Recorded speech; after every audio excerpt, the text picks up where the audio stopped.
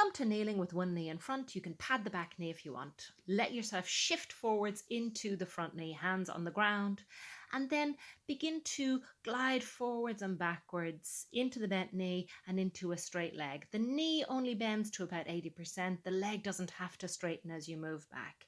Glide yourself forwards and backwards for a while, then bring your leg into a more straight position. The knee can be bent. Flex your foot and roll the heel. So you're rolling your thigh in and out. You can put your hand onto your foot and push the heel into the floor another little bit for a bigger massage. Turn the thigh and the foot and the knee outwards once again. Go into and out from about 80% flexion of that knee, moving forwards and backwards, gliding through the back of the hip, the back of the leg. Straighten the leg, or as straight as you need, as straight as you want. Flex the foot and roll the heel again. Inwards and outwards. You can put your hands on the foot. Turn the thigh, knee and foot inwards and move forwards and backwards once more. So we're gliding through all three of the hamstrings. When you move back and forwards, don't pursue 100%. Then move yourself back to as straight a leg position as you want. Roll the heel again. Now we're going to move the foot across the midline of the body, heel, toe. So the leg is now across the midline of the body, but you're pursuing the hips moving forwards. You'll probably lose your balance like I did here.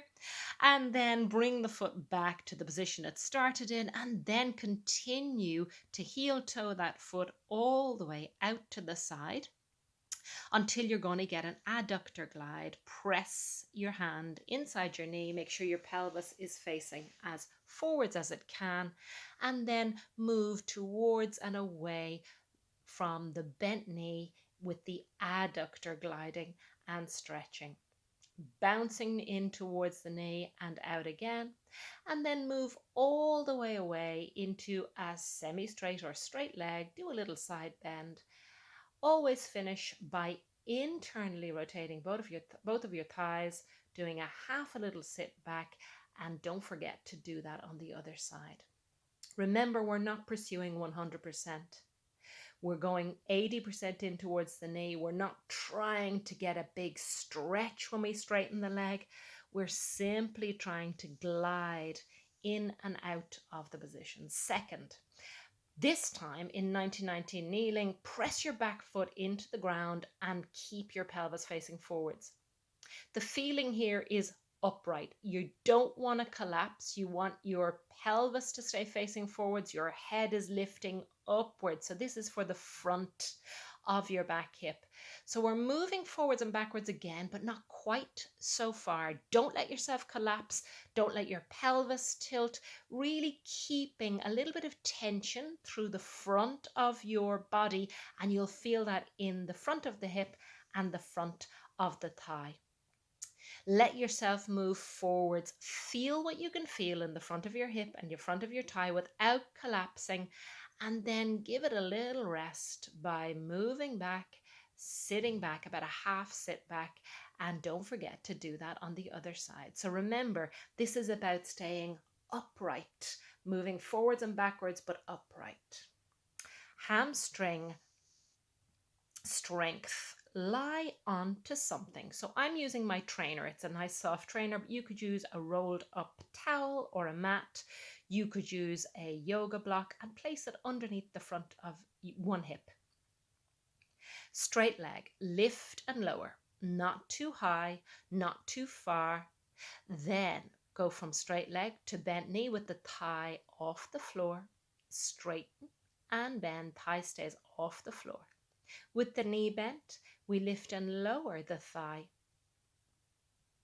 a couple of times. And then we straighten the leg again and externally rotate the thigh so the knee is turned out. Straight leg lifts with the thigh externally rotated, lift and lower. Then knee bend and straighten with the thigh externally rotated for a few. Then with the knee bent and the thigh externally rotated, lifts and lowers. Now move to an internally rotated position. Straight leg lifts, the thigh is internally rotated. Then bend and straighten with the thigh internally rotated. They can feel a little clunky. Then with the knee bent, the thigh internally rotated, lift and lower, lift and lower. Take a rest between sides and then swap sides and repeat it all again. Straight legs, knee bent to straight leg, knee bent, lift in neutral, internal rotation, external rotation. Come to sitting like a mermaid, but open out your knees so you have a 90-degree at both knees, one thigh internally rotated, the other thigh externally rotated. So you've got 90-degree at both knees. First of all, tilt your pelvis gently forwards and backwards, forwards and backwards, forwards and backwards. Then it's the internally rotated leg we are working. You can twist towards it or away from it. Try both. So twisting towards it gently. You lift and lower the internally rotated knee. Lift and lower, lift and lower, getting into the fascia at the top of the hip. Then twist away. But as you twist away, have a feeling of length, have a feeling of pushing the knee away from the head and the head away from the knee. Keep your spine nice and long and lift and lower again.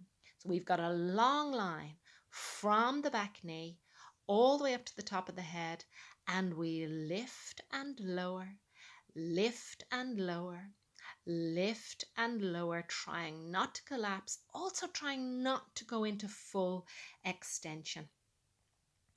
And then repeat that on the other side. If you wish, you can sit on a towel or a block. For some people, it will make it easier. For other people, it will actually make the internal rotation a fuller range of movement, and that might be more helpful for them.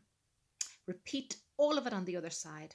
There's no hard and fast rules here. Move towards the leg, move away from the leg, sit up straight, tilt your pelvis forwards and backwards.